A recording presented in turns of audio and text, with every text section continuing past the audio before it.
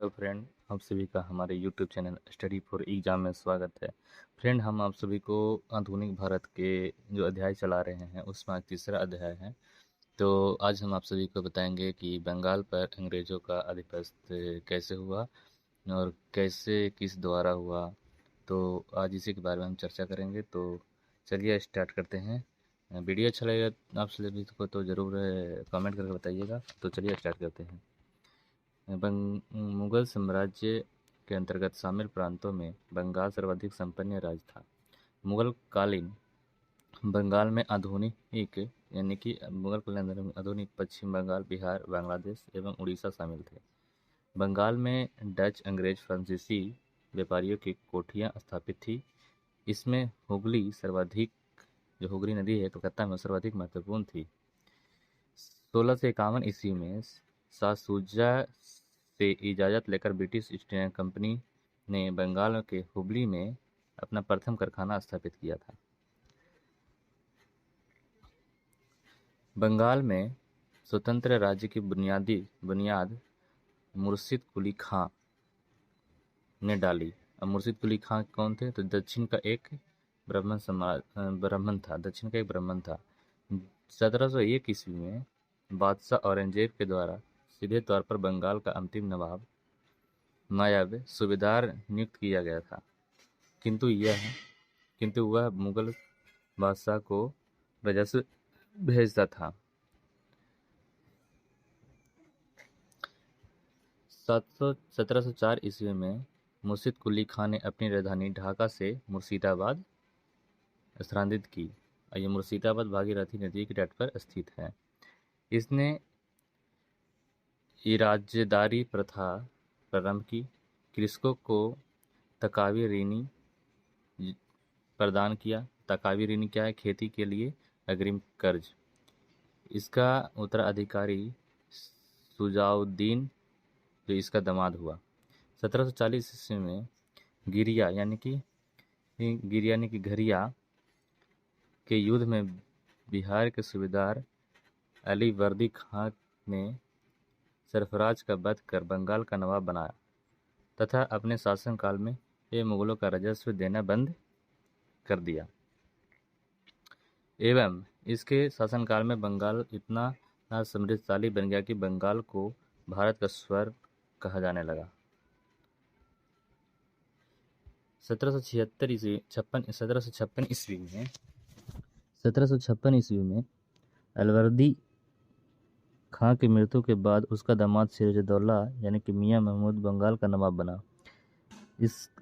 इनके विरोधियों ने पूर्णिया के नवाब शौकत जंग यानी चचेरा भाई, घसीटी बेगम मौसी और सेनापति मीर जाफर अलीवर्दी खां का बहनोई प्रमुख थे। 15 जून 1756 ईस्वी को नवाब सिराजुद्दौला ने कंपनी के कार्य से तंग आकर कलकत्ता पर आक्रमण किया एवं कलकत्ता का नाम अलीनगर रखा तथा मानिकचंद को किले का प्रभारी नियुक्त किया। सिराजुद्दौला ने 20 जून 1756 ईस्वी को फोर्ट विलियम पर अधिकार करके 146 अंग्रेजों एवं स्त्री पुरुषों एवं बच्चों को एक छोटी सी कोठरी में बंद किया और अगली सुबह इनमें से केवल 23 जीवित रहे।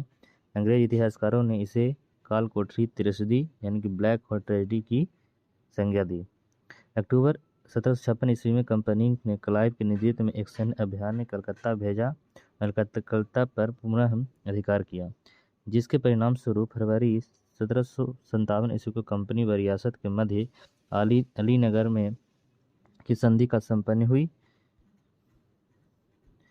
और इसके अंतर्गत सिराज ने कंपनी को मुगल बादशाह के द्वारा प्रदान सभी व्यापारिक सुविधाओं को मान्यता दी एवं 3 लाख रुपये युद्ध का हर्जाना व कलकत्ता के किलेबंदी तथा सिक्के ढालने का अधिकार भी संधि में था। 23 जून 1757 ईस्वी को बंगाल के मुर्शिदाबाद जिले में पलासी गांव यानी कि भागीरथी तट पर क्लाइव व सिराजुद्दौला के सेना के मध्य युद्ध हुआ, किंतु मीर जाफर या यार लतीफ़ खां वह राय दुर्बल के विश्वासघात के कारण नवाब पराजित हुआ तथा 28 जून 1757 ईस्वी को मीर जाफर को बंगाल का नवाब बनाया। इसे बंगाल की प्रथम क्रांति कहा गया।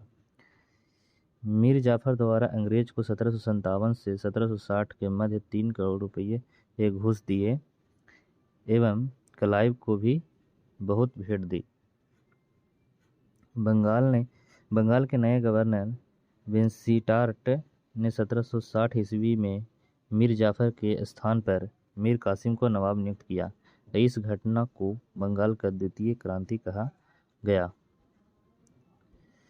अंग्रेजों के हस्तक्षेप से बचने हेतु मीर कासिम अपनी राजधानी मुर्शिदाबाद से मुंगेर ले आया और मीर कासिम द्वारा गुग्रीन खान नामक अर्मेनियम के नियंत्रण में सेना को यूरोपीय ढंग से प्रशिक्षित किया गया एवं मुंगेर में तोप निर्माण के लिए कारखाना स्थापित किया गया। मीर कासिम शाह आलम द्वितीय यानी मुगल सम्राट तथा सुजाउद्दौला अवध नवाब के साथ मिलकर अंग्रेजों के खिलाफ एक सैन्य गठबंधन बनकर 23 अक्टूबर 1764 ईस्वी को बक्सर यानी बिहार के आरा जिला में शीत के मैदान में हेक्टर मुनरो के नेतृत्व वाली अंग्रेजी सेना से मुकाबला किया और इस युद्ध में अंग्रेजी पराजय हुई। इस युद्ध को ही बक्सर का युद्ध कहा जाता है जो 23 अक्टूबर 1764 ईस्वी को हुआ। अब देखते हैं कि बंगाल के नवाब कौन कौन और कब कब रहे। तो चलिए, पहला है ये मुर्शिद कुली खान जो 1713 से 27 ईस्वी तक रहा। सुजाउद्दीन जो 1727 से 39 तक रहा। सरफराज खान 1739 से 40 तक रहा। अलवर्दी खान 1740 से 1756 तक रहा। सुजाउद्दौला जो 1756 से 57 तक रहा। मीर जाफर 1757 से 1760 तक रहा। मीर कासिम 1760 से 63 तक रहे। मीर जाफर फिर से रहा 1763 से 65 तक। निजाम उदौला 1765 से 66 तक रहा। सैफ उदौला 1766 से 70 तक रहे। मुबारक उदौला 1770 से 75 तक रहे। कुल 11 नवाब रहे थे बंगाल में। अब देखते हैं प्लासी के बारे में कुछ तथ्य। नोट में, प्लासी के युद्ध में मोहनलाल व मीर मदान के नेतृत्व में एक छोटी सी सेना नवाब के प्रति वफादार रही और मीर मदान लड़ते हुए वीरगति प्राप्त हुए। बंगाल की राजधानी का क्रम था ढाका, मुर्शिदाबाद, मुंगेर, यानी कि 3 राजधानी बनी थी। 12 अगस्त 1765 ईस्वी को क्लाइव ने मुगल बादशाह शाह आलम से इलाहाबाद की पहली संधि एवं अवध की नवाब की सुजाउद्दौला से 16 अगस्त 1765 ईस्वी को इलाहाबाद की दूसरी संधि की।